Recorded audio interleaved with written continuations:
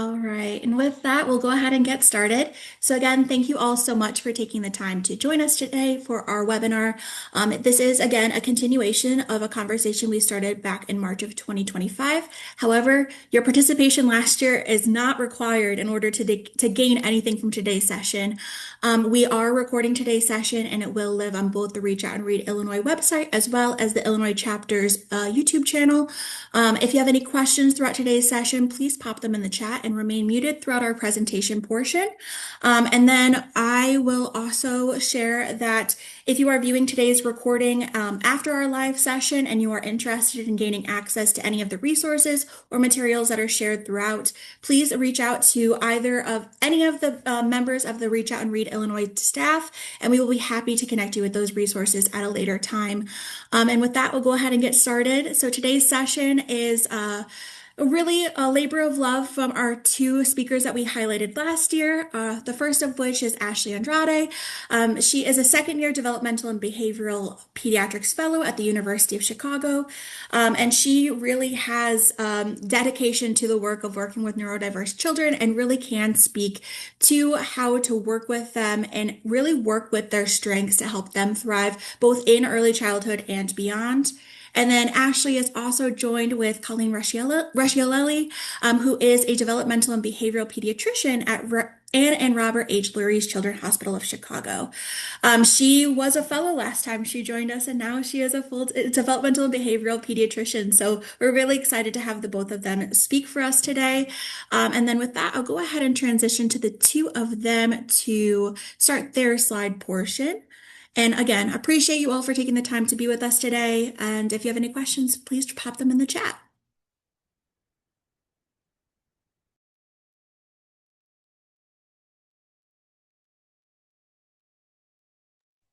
All right, everyone. Good afternoon. This is Ashley Andrade speaking. Can everyone see my slides okay? If someone could give me a thumbs up.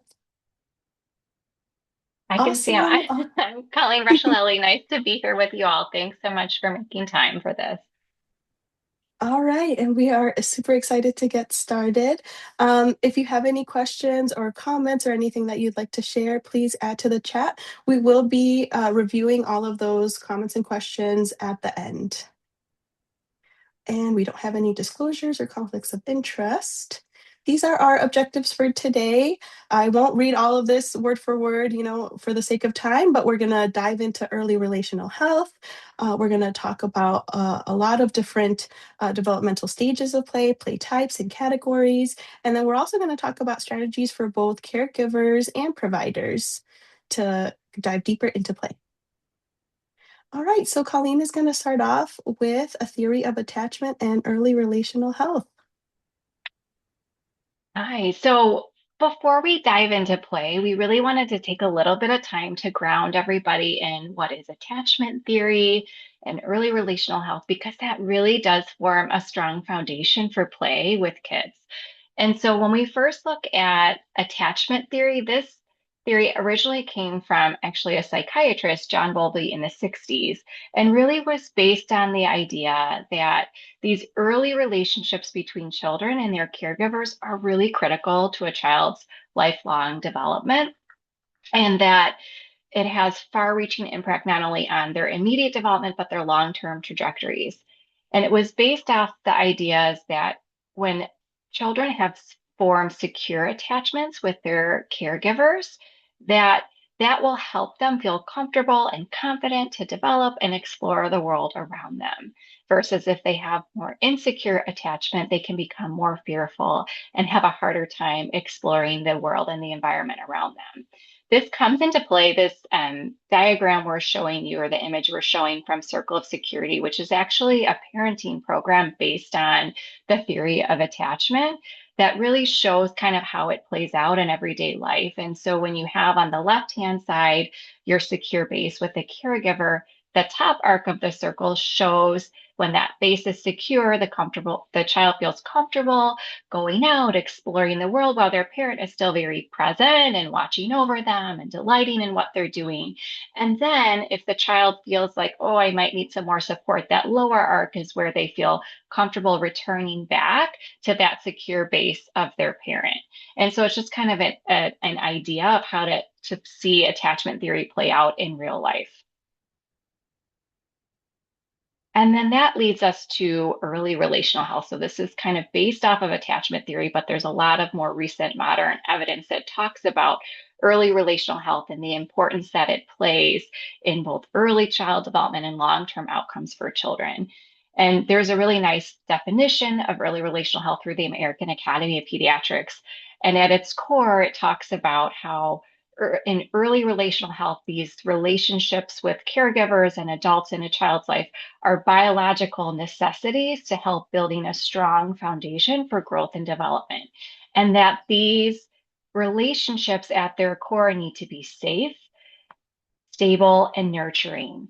And that when we have these safe and stable, nurturing relationships with our caregivers or other adults in our life, that really promotes positive developmental outcomes both early on and then also long term. Why is it so important? So beyond just the importance of the positive developmental outcome, they've found they've done a lot of research with these positive early relational health and found when these experiences are very positive for children, it can help mitigate the experiences of adverse childhood events. And so that these relationships can really help support and buffer some of the early childhood adversities a child may come across. And that it's not just the relationship with the caregiver, but other adults in a multitude of environments that can provide these positive childhood experiences that are critical for positive early relational health. So the image on the right side, where it shows a child, maybe with a parent or a caregiver, maybe they're in a daycare setting or other environment where they're around other adults providing these kind of safe, stable, nurturing relationships. And that can really help build positive development as well as foster their adaptive skills in everyday life, even when they may be experiencing some adverse things in their life as well. And then they also found that these positive childhood experiences not only help children, but there's positive impacts on the caregivers as well, both from a social emotional standpoint and even physical health improves. And so we just wanted to touch base on these core concepts because they're key to developing the relationship with a child that's needed for play. So Awesome. Thank you, Colleen. let Ashley talk more about it in everyday life.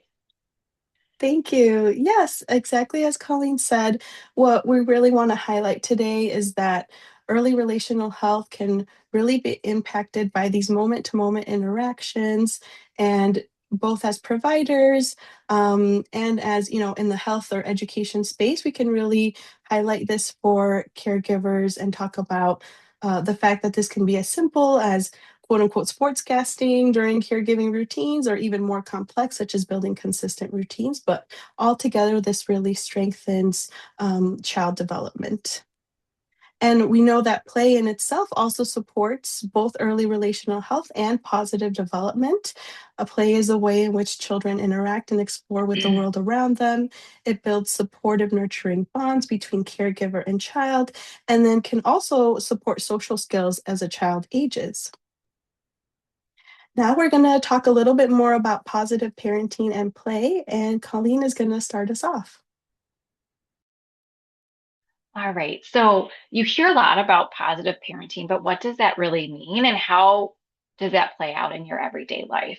And so we wanted to give you some tips and strategies. There's actually a really nice uh, handout from the American Academy of Pediatrics, which is what the QR code at the bottom right is showing.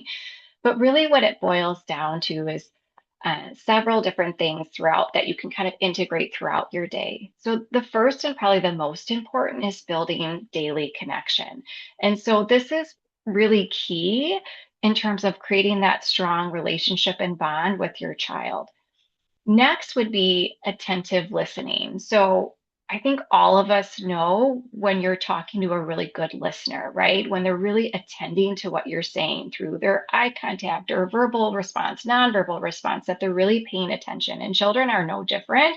They can tell when someone's really listening to them. Another concept part of positive parenting is focusing on good behavior. So when we're trying to reinforce positive behaviors, we really want to catch children when they're doing the right thing and making a good choice and really letting them know they did a great job. And so that can be a great way to promote a behavior that you're trying to help a child work on. Next is creating routines. I think all of us do well when we have a routine and we know what's coming next. And that can help really decrease stress for all of us, but especially children when they know and they can anticipate what's happening day to day. And then lastly is helping a child develop and model, or by developing and modeling self-regulation. So showing a child how you self-regulate when you're feeling stressed, when you're having a hard time, and helping them learn that skill through co-regulation and helping them calm their body can be really powerful in a positive way to help show like labeling emotions, but then showing how can we help calm our body can be really helpful. Next, just because this is like the kind of the crux of positive parenting and play, we really wanted to talk about the importance of these building daily connections and what are the key components of a really great daily connection. And I really want to focus that it's quality over quantity and that these elements are a part of that daily connection. So everybody's very busy. Life can get hectic. A lot of people have all these different things that are demanding from their time in the day. And so when we're looking at a really strong daily connection, we're looking at something that's child led. So letting the child be in charge can feel really empowering to a child. That it's one on one, that you're really, and this can be hard. I have 3 kids, so I know this can be hard when you have other children too that really want your attention, but showing that you're making time for that individual child one on one is really powerful, and that you're putting them first is really important. And we're going to talk a lot about play today, but that it's play based and distraction free. There's so many things vying for our attention these days. And so it's really important to kind of shut those other things down, put the cell phone in the other room, turn off the TV, so that it's really you're focusing on that moment with the child and you're having fun together. And then next, this is a really nice kind of acronym. We like acronyms in pediatrics. So can really kind of help spell out further like how to incorporate this into your day. So this comes from UC Davis Health.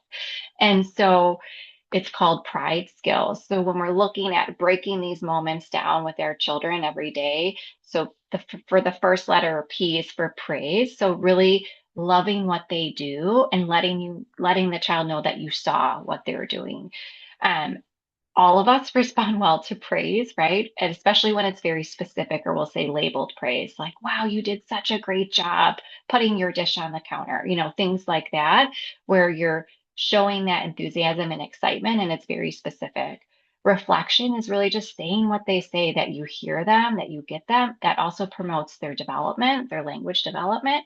I is for imitation, doing what they do. So right? Imitation is the highest form of flattery. So children are no different when an adult is imitating what they're doing. And seeing the child as kind of like the play expert can really promote those social skills. D is for description, just you're kind of like the sportscaster saying what they're doing. That can help increase a child's attention, their time on task, helps children learn new words. And then lastly, enjoyment is, you know, kids can tell when we're phoning it in. So really like enjoying that moment with your child, showing your excitement, your worth, and your enthusiasm is really important. There's a QR code on the right if you wanted to learn more about this. They have some really great parent and provider resources. So just wanted to talk about Pride Skills briefly. Next, I want Ashley to start sharing with you kind of a deeper dive into play and how we think about play. So I'll let Ashley take it from here. Thank you, Colleen. Firstly, we wanted to talk about the six developmental stages of play.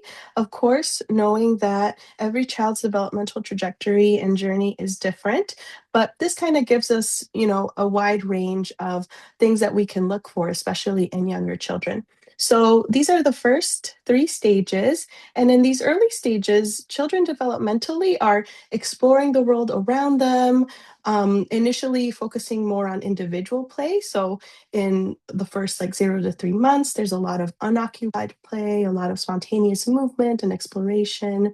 In the first 2 years or so, there's a little bit more of a focus on solitary play. So a child may be a little bit more content to play on their own.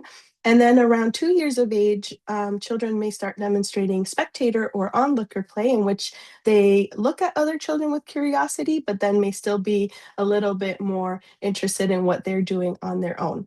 So caregivers and providers can do exactly what Colleen was mentioning before in terms of the pride skills at this stage and really build developmental skills by sportscasting, as she mentioned, describing, imitating, and just kind of supporting their children through these developmental stages.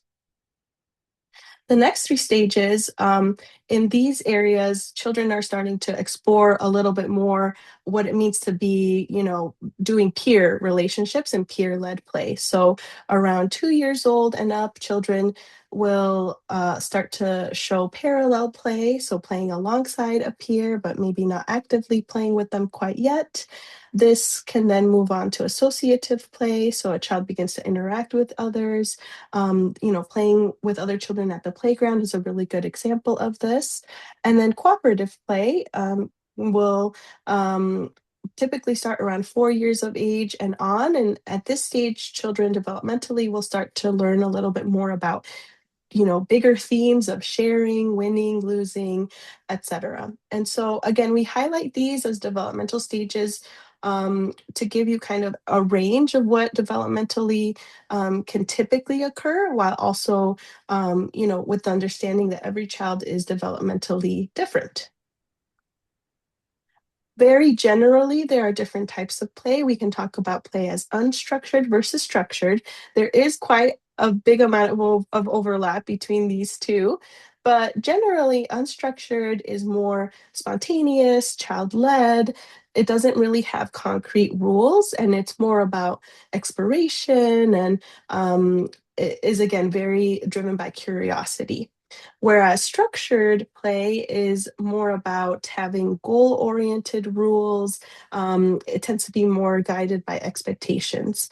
Now, neither of these are better than the other, but this just kind of gives us an idea of all of the different ways that play can support development. Next, Colleen is going to share some information about the different categories of play.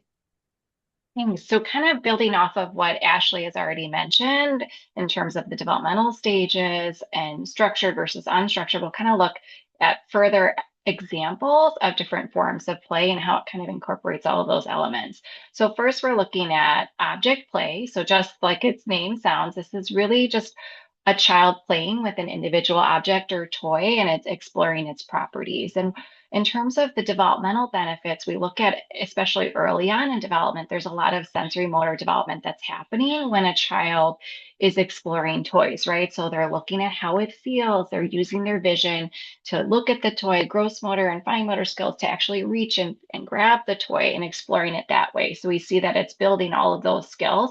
As the child advances, it can lead to symbolic play, for example, a banana as a telephone. It can promote communication skills, right? As Ashley mentioned earlier, as we're sportscasting, like, oh, I see you're putting the purple block next to the blue block. Oh, it fell down. This one's on top. So things like that can help build their communication skills. And then also, as they continue to advance in their object play, can lead to more abstract thinking and problem solving as we look at the amazing creations because they're making with magnet tiles or Legos and the problem solving and the cognitive processing that's going into that and how to navigate that. So just some everyday examples. We've talked about blocks, magnet tiles, or puzzles would all be forms of object play. Next, talking about locomotor or physical play. So this is play with movement. So many benefits to this, as you can imagine, because when we're looking at a child's brain development, this is like very active whole body movements that's going to build those neural pathways and connections in the brain. When we think about navigating our environment, there's actually a lot of things that are happening simultaneously to be able to do that. So those pathways are lighting up as we're planning where we're going to place our foot as we're climbing across, a play bridge or things like that. So we're looking at these types of play can build muscle control, strength, and coordination. It helps build proprioception, which is knowing where our body is in space. Also can foster adaptability and resilience, right? So things in nature sometimes aren't always perfect, and we have to kind of build our balance and keep trying to kind of get across the log or doing different things outdoors. We also know there's other benefits to outdoor play. So we know movement is really helpful for the brain in terms of improving our concentration and focus and memory.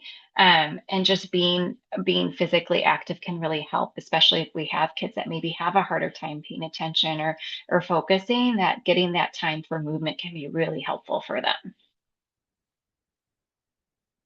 And then next is outdoor play, which naturally there's a lot of like physical play within outdoor play, but this is where it's specifically play outdoors. So in addition to all those other things we saw with motor or physical play, we also see the benefit of just being outside, right? And that boost in that creativity where kind of the whole world is your oyster, and you can really foster that imagination and curiosity and problem solving when you're playing outdoors.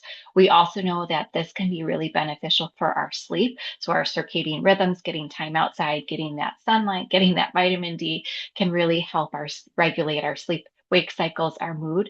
And also oftentimes when we're playing outside, we're also playing often around other people. So building those social skills. So there's a lots of everyday life examples, but can be this really, like Ashley said, structured versus unstructured. We could be going on a very specific scavenger hunt where we're trying to find things, or it could be less structured where we're just going to play in the sandbox with some others. And so there's lots of opportunities for outdoor play and lots of benefits for kids. And then next, we wanted to talk about social and pretend play. And so, what is that? Is really kind of acting out scenarios or using more symbolic thinking, exploring other roles. And there's so many benefits to this type of play as well, because it can really help foster empathy, right? When you're trying to understand someone else's perspective, that can be really helpful. You can also use this type of play to really help compromise and problem solving. So, for example, say someone had a bad day at school, it might be hard to kind of express exactly what happened, but you might be able to play that out with stuffed animals. I know I've done that with my own kids to gain some understanding and even just practicing, like, oh, we're going to go do this thing tomorrow. Maybe we could play it out, with action figures or stuffed animals to kind of prepare for what's coming next. This uses a lot of imagination skills and some critical thinking skills. We have some everyday examples listed below, but there's lots of opportunity for social and pretend play. Next, I'm going to let Ashley talk more about specifically, things you could do as a caregiver in play. Thank you, Colleen. Yes, so now that we've kind of talked about a lot of different aspects of play, the categories, developmental stages, etc., now we wanted to focus a little bit more on specific play tips for caregivers, and look at some tips specifically for neurodiverse children. So if you look kind of towards the top of my slide here, I have in a white rectangle just some general tips. So keeping a comfortable environment, keeping sessions short, using breaks, setting rules as needed. These are all things that will help any child, whether they are neurodiverse or neurotypical. However, we do want to give you a little bit more information about supporting neurodiverse children specifically. So, in the teal rectangle, these are some of the ideas that we will provide to you in the upcoming slides. So, firstly, we really wanted to highlight interests as strengths. So, neurodiverse children can have really strong passions and activities that they really love, and we really want to take a hold of those and really use those as a starting point for scaffolding play and for the evolution of play skills. And so I just wanted to go through a brief example with you today. Let's imagine that we have a child whose passion is trains and they love trains. So, how are some ways that we can support their development and evolution of play skills? One way is to model new actions during play. So, we can introduce tiny little new actions as the caregiver or even as a provider in clinic, just to kind of boost some of these play skills. So, for example, if a child really loves taking the train and maybe connecting different cars to it, maybe we can introduce little people figures and practice putting people, boarding the train or having the conductor get on the train. Maybe we can practice putting down tracks in different areas of the house and explore different areas of the house. So, modeling new actions is a really great first strategy. We can also do something called thematic integration, which is basically taking the general passion or interest as a broader theme and applying it to different things. And this goes along really well with introducing related extensions. So these two tips can kind of work relatedly in that we're taking the primary theme, so trains, and trying to build on that. So maybe thinking about let's say, what are other types of transport that we can talk about? We can introduce cars, trucks, airplanes, and kind of see if we can build on that initial interest. We also really want to highlight today incorporating other senses. Colleen, in a couple of slides, will talk a little bit more about some specific strategies, but we love the idea of incorporating all of our different senses: sight, smell, touch. And so, there might be certain sensory things that a child is really interested in, like maybe they really like tactile things such as slime or Play-Doh or paint. And so we can still incorporate the strong passion of trains. So, for example, we can build a little model of a train out of Play Doh, or we can practice painting train cars. And so, really incorporating all of our senses is something that can be really helpful. And my final tip for you is to embed the really strong passion or interest into non-preferred tasks as needed. Um, all of us really have passions that we love, and if we introduce this passion into things that can be a little bit challenging, it can really help us to, get through that challenging action a little bit easier. So let's say that a child is having a little bit of challenges with math. Well, we can introduce, let's do some math problems with train cars, or let's talk about, a train trip and think about the minutes and the hours, if the child is a little bit older. These are all different ways that we can kind of embed that initial passion into non-preferred activities. We also wanted to talk about connecting during play. So this is information from the Hannon Center. I think Colleen mentioned that she knows someone who introduced her to this. Yeah, one of my speech therapy colleagues at Lurie shared this resource with me. So I think it's a really wonderful resource. Thanks, Jasmine. And she also introduced it to me, which we really highlight these great handouts. So we really love this idea of OWL, so observe, wait, and listen. So really going back to the child-led aspect of connecting during play. If you look on the right side here, this is from the Hannon Center. So a caregiver is describing to the child, yes, the bird is flying away, and kind of imitating and building on language. And again, so all of these small connections really make a child feel heard, and really builds on their existing strengths. And next, Colleen is going to talk a little bit about visual supports. Thank you. So, yes, I love visual supports. I feel they can be helpful in so many different ways. I think, especially if you maybe have a child that has a hard time with like, getting the words out, and it can be stressful when that communication is breaking down. And so, visual supports can be helpful in a variety of ways. So, we think of them is being really helpful with transition. So the upper left corner, which says first then, and just a lot of these images are actually taken from our CAD Resource Center for Autism and Developmental Delays as a resource we wanted to share. They have amazing visual supports that are ready to go that you can print off in English and Spanish. And so I just wanted to share what they might look like. But getting back to transition, so it can be hard when we're having a good time to end that play or transition from the playground. And so, first we're going to do this, and then we're going to do that, and showing an image of what that looks like can be really helpful.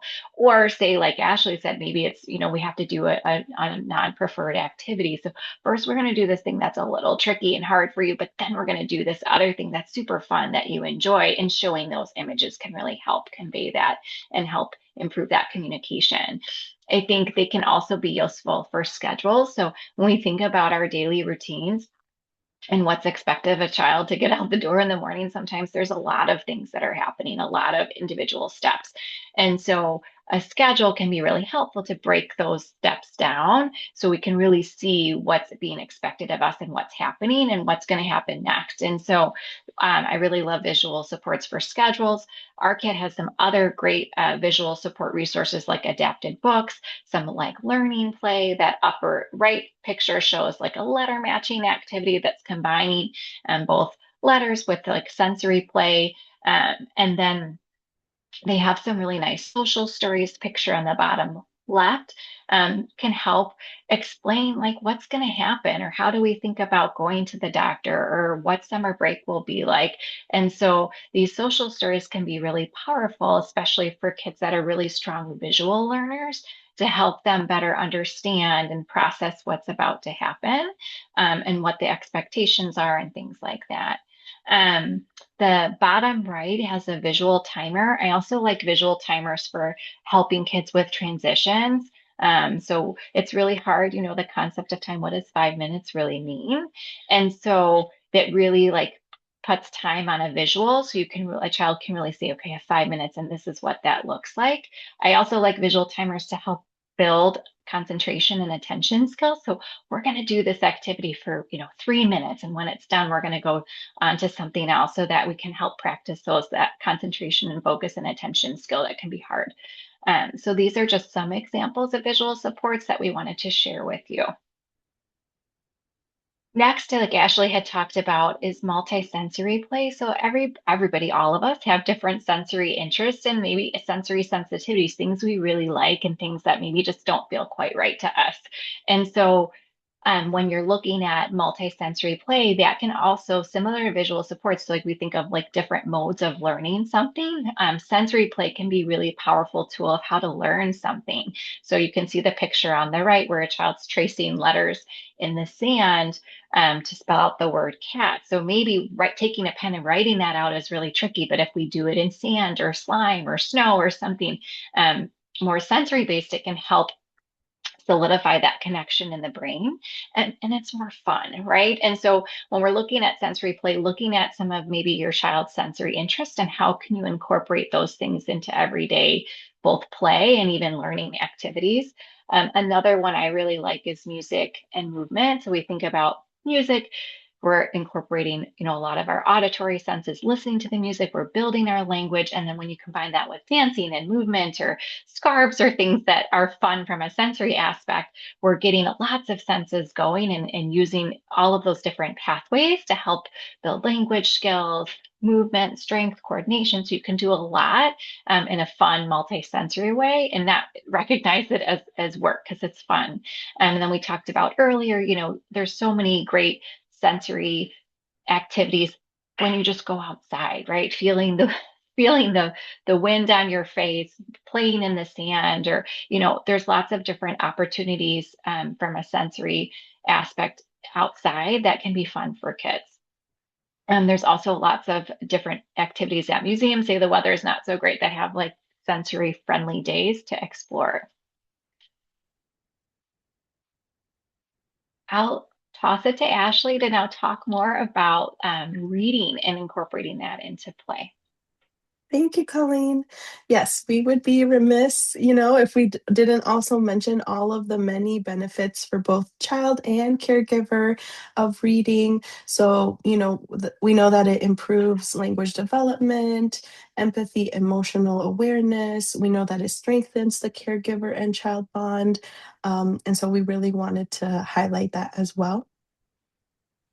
We wanted to talk about too, just kind of how to implement reading into your everyday and just some early literacy strengths into your everyday. So when we think about the 5 R's of early learning, so reading daily, this doesn't have to be like a long, exhaustive session, just even 5 minutes a day with your child, focused on, like Ashley said, an interest that they have maybe.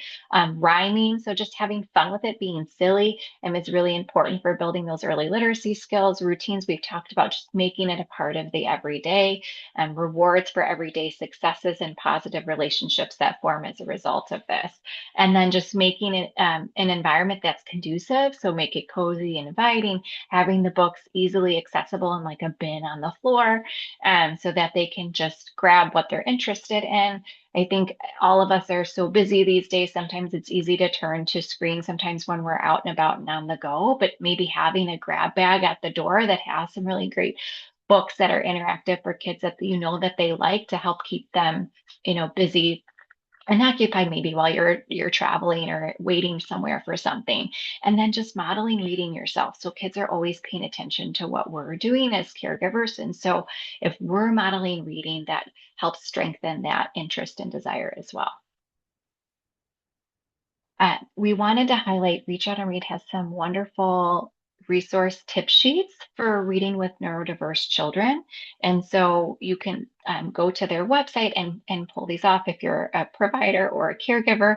It has both tips on actual reading with the child as well as some great books to consider. And then it even has resources for caregivers, like books and resources as a caregiver too. So just some really great tip sheets that we wanted to make sure you're aware of.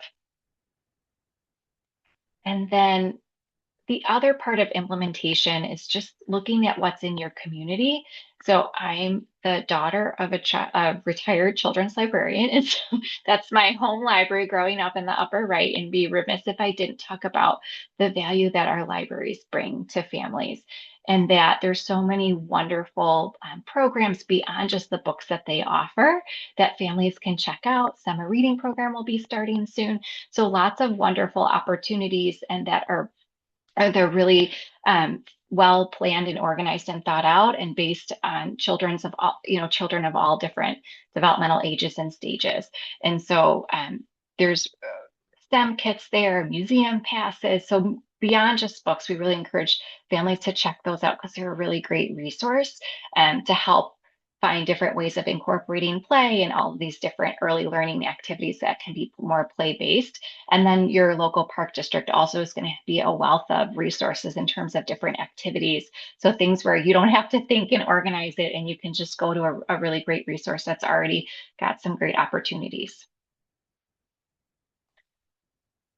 And then next, we wanted to talk about, as providers, how can we support play in our everyday life with working with children in more of a clinic setting. And so Ashley and I both wanted to talk about how you could incorporate play into your developmental surveillance. And so this may be things that you're already doing. Prior to being a developmental pediatrician, I was in primary care. So I realized that time is so tight and these visits are super short, and there's so much you're trying to get accomplished in these brief visits. And so, trying to incorporate play probably seems kind of tricky. And so just some suggestions. This is not, you don't need to do all of these things, but even just some ideas of how you could incorporate it into your everyday clinic. So having just some of these things on hand, or bringing them in, or having them in the room before you come in. So things like blocks or stackable items, because then you can observe their fine motor skills and problem solving, having a toy car or something that could go back and forth. To look at functional plays and also reciprocal play. Can they go back and forth with you? Have they learned that skill yet? And then things like dolls or animals and figurines, things that, like that barn image shows, like ways that you could assess a child's imaginary or pretend play skills. And I'll let Ashley talk about some of the things she's found in her clinic that have been helpful for ways to incorporate play. Thank you, Colleen. Yeah, I think these are all great ideas. I agree. We know that there's so many things to take care of during a well child visit. But I really wanted to highlight bubbles specifically. I think that that's maybe something in the toolbox that I haven't seen too often in a general pediatrician's office. And as Colleen said, it can really help. Um, you know, Tap into a lot of different things, reciprocal play, gross motor skills. Um, and we can think about those developmental stages that we reviewed and see how a child is doing. We wanted to also include some strategies of how to foster play in your clinical visit, in addition to what we just talked about. So, just modeling play can be really important to parents. I think sometimes as parents, we get so busy we forget how to play sometimes, or we need some ideas and strategies for unique to our own child. And so, modeling play as a provider in the visit can really help stress the importance of that to the caregiver, and can show strengths that your child has. And then there's that prescription for play that, if anybody has seen like those Duplo Legos that come in a little bag, that's provided through prescription for play. It's a really great opportunity at the very beginning of a visit, similar to Reach Out and Read, right? Where you're bringing the book in at the beginning of the visit and using it for both developmental surveillance, but also to demonstrate play. So if your clinic doesn't have that, we included the link there so you could look into that. And a lot of our recommendations also are coming from a really great article from the AAP called The Power of Play. So we wanted to share that as well. Next, we recognize it's a really busy world and that there often can be some barriers to play for families. And so we just wanted to highlight some of those things that we see coming up. Um, and kind of maybe some strategies to mitigate that. So first is media, right? It's just everywhere. Cell phones are in everybody's pocket. There's so many things vying for our attention, and that can sometimes start to crowd out time for play. And so, like we talked about earlier, just the importance of kind of scheduling play into your day so that we're not, it doesn't get crowded out, and that we really need to shut down these devices or put them somewhere else where they're not, in our vision, so that they're not distracting us, so that we can really engage in play, which is really hard because a lot of us have a lot of commitments and things. So we recognize that there's no judgment, but I think just even that self-awareness of like this might be getting in the way sometimes, and the need to put it off to the side for just even 5 minutes. And then time that leads us to like there's only so many hours and minutes in the day, and everybody has a lot of commitments. And that's again going back to stressing like quality over quantity. And so even just 5 minutes a day of really like one-on-one child-led play can be really powerful. I'll let Ashley talk about some of the other barriers she's come across and suggestions. Thank you. Yes, exactly. I think media and time are so relevant. Other barriers that we hear from caregivers include resources, parenting skills do not always come innately. And so caregivers can really, find support through providers in the many ways that we mentioned today. We also have a couple of resources, but I want to be mindful of time. We're at 12:45. I did want to mention briefly because Colleen and I both thought that this was pretty relevant for all families, but specifically for neurodiverse children as well. This is a really nice infographic from the AEP, the Center of Excellence for Social Media and Youth Mental Health.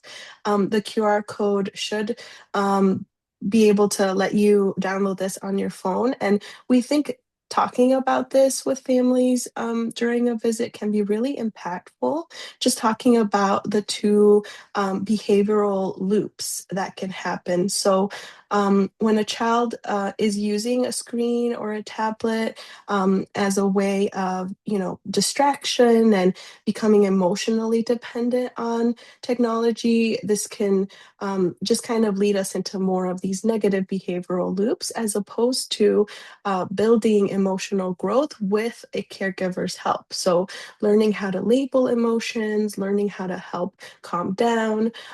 During my clinic visits, we talk a lot about building a calm down kit, and really identifying ways to support a child. So again, I want to be mindful of time, but I really think this is a wonderful resource. And media on its own could be its own presentation.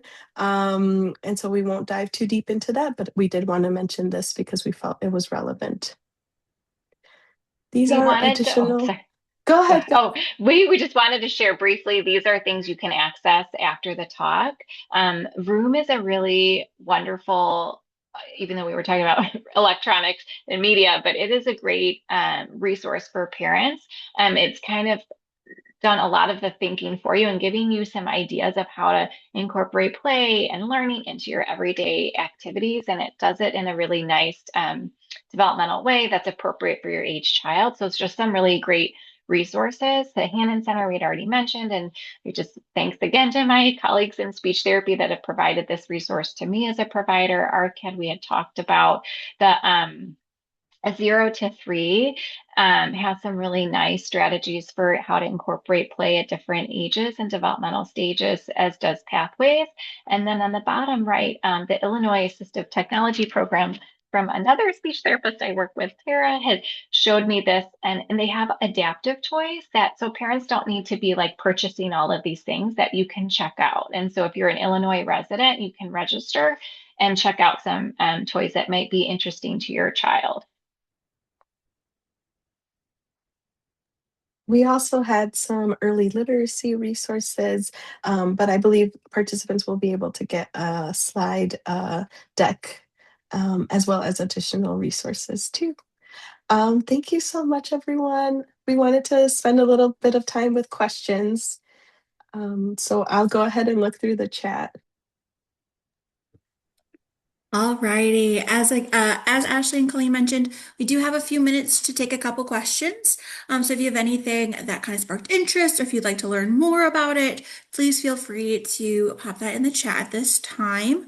Um, yeah, of course. Thank you both so much for your presentation. I will echo the chat there. But realistically, I think my first question is how how would you navigate working with different players in a neurodiverse child's life? Like, how would you work with the different agencies that might have a different stake in their success throughout early childhood and later life? Like, how would you align them all to have the the child's best interest at the forefront of the work that they do? As I know that they do, but just making sure that they're all on the same page with it. So, Olivia, do you mean like all the different environments a child might be in and how their experiences with regard to play can be different? Yes, Okay. absolutely. I didn't word Um, it really well, but I was like thinking about it. So, no, I think that's such a good point. I think that what we always like to start with, and Ashley, please chime in, are everybody has different strengths that they bring to the table. And so I think it's always first really important that everybody is recognizing a child's strengths. And then I think the other thing that like kind of cardinal rule we learn in developmental pediatrics training is that children learn through play. Like that play is their work. Play is a child's work. And so, and I know that's a quote from someone somewhere, and I can't think of the person that said that. And so that if we are looking at the strengths the child has and that play is important for their development, and then like Ashley highlighted so beautifully, like where are the interests that this child has. So I think if we're looking at all of those three components collectively and incorporating them into those environments, so in their school day, in their in life at home, in their extracurriculars, and then as a provider, I think sometimes we are not as good about, and myself included, we're so focused on how to help support a child and the family that we really need to bring those interests and strengths to the forefront, and how are those going to be used to help build things that are maybe tricky for a child. Does that make sense? Am I answering your question? I know, yeah, Ashley, if you have absolutely. other thoughts too. Yeah, no, I think that's great. I agree with all of that. I also think that communication between different providers is key. I know some of the greatest relationships that I see between both providers and therapists and educators really works well when there's, bi-weekly communication or weekly communication, when everyone is on the same page in terms of what are the child's strengths, as Colleen said, and what are some things we are working on, and how can we collaborate on working together. I think that really helps a lot is having open communication. Absolutely. Well, I don't think anything is coming through the chat just now. So again, thank you both so much for taking the time to speak for us today. I feel like your content always is so well researched and so practical for both providers as well as caregivers for children who may be experiencing this. And again, this isn't exclusive to just neurodiverse children. A lot of these strategies work for all children. So it's just really honing in on those strengths, as you both have mentioned. I'm going to share my screen one more time and then we'll depart for our time together. So I have a couple of upcoming events that I'd like to share at this time. However, all of our upcoming events and upcoming events for the Illinois chapter are always available on both websites, which will be placed in the chat soon.